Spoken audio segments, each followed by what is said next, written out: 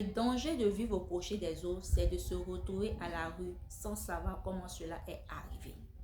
Aujourd'hui, je vais parler de ça, mais je vais m'attarder principalement sur le cas des femmes que nous sommes.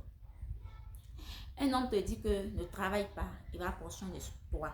C'est bien beau, qui n'aimerait pas ça. Ok. Cet homme qui t'a dit ne travaille pas, je prends soin de toi. Chose bizarre, il ne te donne pas argent de poche, il ne te donne rien, un salaire, on peut dire comme ça.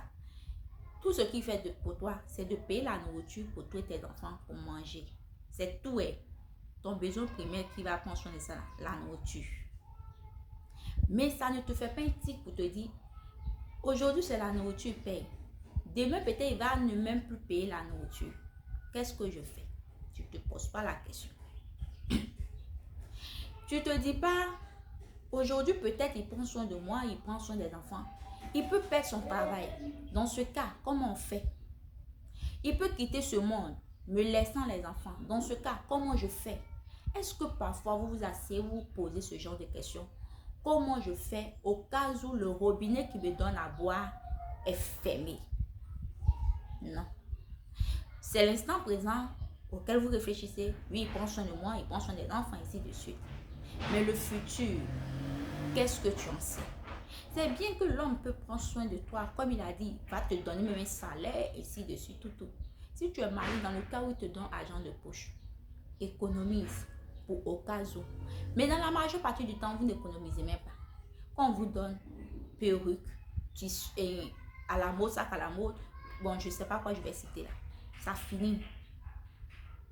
Moi, je veux dire à quelqu'un aujourd'hui, surtout à une femme, la parole de Dieu dit dans Proverbe, le meilleur trésor de l'homme, c'est le travail. Ça ne veut pas dire qu'on doit travailler pour ne pas dépendre d'un homme, pour dire que moi je m'en fous de garçon. Ça, c'est pas ce qu'il dit. Le mariage, c'est une bonne chose. Avoir un homme dans sa vie, c'est une bonne chose. Ce que je veux faire comprendre ici, que tu peux avoir ta part. Ça te permet toi-même de pouvoir faire des surprises à ton époux, de pouvoir lui faire des cadeaux parfois, de pouvoir te lever sachant que aujourd'hui je peux payer ça pour manger au cas où on ne m'a pas donné. Si c'est galette tu vas vendre, si c'est attiqué que tu vas vendre, peu importe ce que tu vas vendre, comme on dit, il n'y a pas de saut métier. Il faut vendre, mieux vaut avoir 100 francs que rien.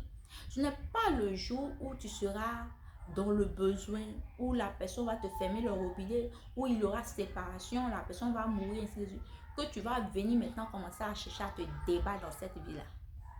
Tu as 5 enfants, 4 enfants, 2 enfants avec un homme. Tu ne penses pas à ton avenir. Si tu ne penses pas à ton avenir, mais au moins pense à l'avenir de tes enfants là, pour te dire que dans cette vie-là, rien n'est acquis. L'amour peut frapper à nos portes. Aujourd'hui, je prends ma vie en main. Parfois, ce n'est pas de l'amour qui leur fait dire que de faire rien, je vais prendre soin de toi. C'est pour pouvoir vous manipuler à leur guise. À leur guise. Que quelqu'un comprenne ce que je dis. Si ce n'est pas pour te manipuler à ta guise aussi, qui te donne l'argent de pour tout ça, ma chérie, apprends à économiser en cas de. En cas de. J'espère que quelqu'un a compris ce que je suis en train de dire. C'est valable pour tout le monde. Tu vis chez ton grand frère, peu importe. Il faut apprendre à devenir autonome. Parce que quand on n'a pas l'argent, on devient nerveux. Dans le temps, j'ai l'une de mes grandes soeurs, quand on n'a pas l'argent, mais quand on n'a pas l'argent, c'est fâché, c'est fâché. Bon, on n'a pas compris. Aujourd'hui, moi, mais je comprends. Et quand tu sais que tu n'as pas ça, tu es énervé, ça t'énerve. Aujourd'hui, là, vivre au crochet des gens, c'est compliqué. C'est très, très compliqué. Réfléchissez, posez-vous des questions souvent.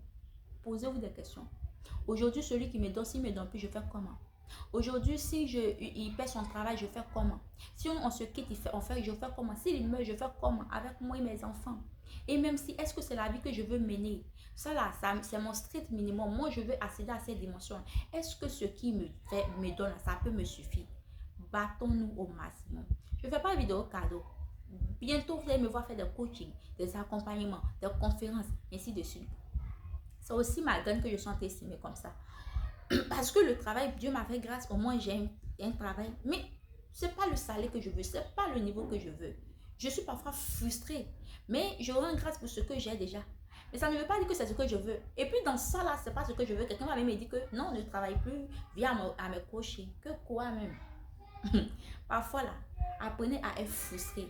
Vous allez refuser de vous mettre dans cette situation. Que Dieu vous bénisse.